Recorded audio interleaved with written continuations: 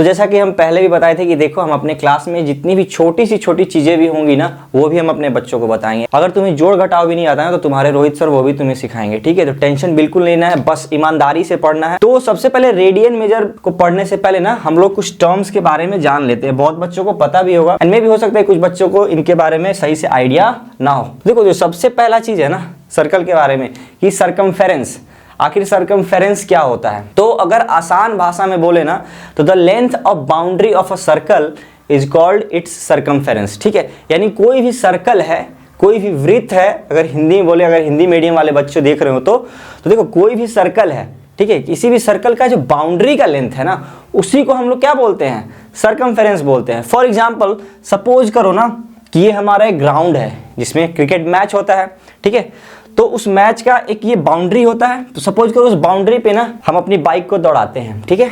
और बाउंड्री को बाइक पे दौड़ाएं तो उस बाइक में रीडिंग कितना मीटर का आया, 400 मीटर का आया। यानी कि उस बाउंड्री का लेंथ कितना हुआ, 400 मीटर का हुआ। इसका मतलब ये हुआ कि इस सर्कुलर ग्राउंड का यानी इस सर्कल का सरकमफेरेंस कितना हुआ, 400 मीटर हुआ।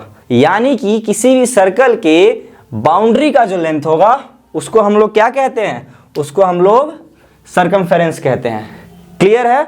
उसके बाद बात करते हैं आर्क। तो देखो आर्क भी है ना सरकमफेरेंस से ही रिलेटेड है। अब सपोज करो कि सरकमफेरेंस क्या होगा, ये तो पूरा हो गया ना, तो सरकमफेरेंस के एक छोटे से पार्ट को हम लोग क्या कहते हैं, सरकमफेरेंस के एक छोटे से पार्ट को हम लोग बोलेंगे आर्क बोलेंगे।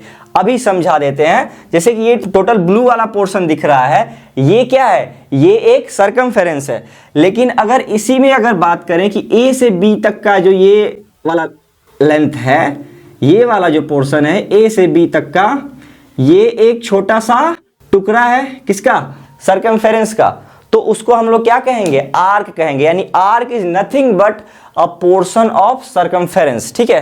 तो उसको हम लोग क्या कहते हैं, आर्क कहते हैं। तो आर्क भी समझ में आ गया, आर्क तो हो गया। आगे बढ़ते हैं। अब अगला क्या है, angle subtended bye an arc at the centre of circle. ये क्या चीज होता है भाई, तो यहाँ पे ध्यान से देखो, ये जो हमारा आर्क है, इस आर्क का दो एक्सट्रीम पॉइंट्स है ना, यानी आर्क ए से शुरू हो रहा है और बी पे खत्म हो रहा है। तो ठीक है, ए को जब सेंटर से मिलाएंगे तो ये एओ लाइन बना, और बी को जब ओ से मिलाएंगे तो क्या बना, बीओ लाइन बना। तो एओ और बीओ के बीच में जो एंगल होगा ना उसी को हम लोग क्या कहते हैं, angle subtended bye an arc at the centre of circle. यानी ये जो आर्क है ये सेंटर पे कितना डिग्री एंगल बना रहा है। तो सिंपल सा चीज है, जो हमारा आर्क है उसका दोनों एंड पॉइंट को हम लोग किससे मिला देंगे, सर्कल के सेंटर से मिला देंगे। तो दो लाइन फॉर्म होगा, ओके। एंड उन दोनों लाइंस के बीच का जो एंगल होगा उसी को हम लोग क्या कहेंगे, angle subtended bye an arc at the centre of circle. तो अब हम लोग फिर से रिवाइज कर लेते हैं। सरकमफेरेंस किसको कहते हैं, the length of the boundary of a circle is called what, is called circumference.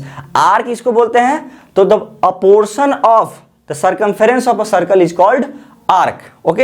And तीसरा चीज हम क्या बताएं कि angle subtended bye an arc at the centre of circle, वो क्या होता है, ये आर्क है ना, ए बी एक आर्क है ना, तो इसके दोनों एंड पॉइंट को हम लोग किससे मिला दिए, सर्कल के सेंटर से मिला दिए। तो दो लाइन बना, उन दोनों लाइंस के बीच का जो एंगल है उसी को हम लोग क्या बोलेंगे, angle subtended bye an arc at the centre of circle.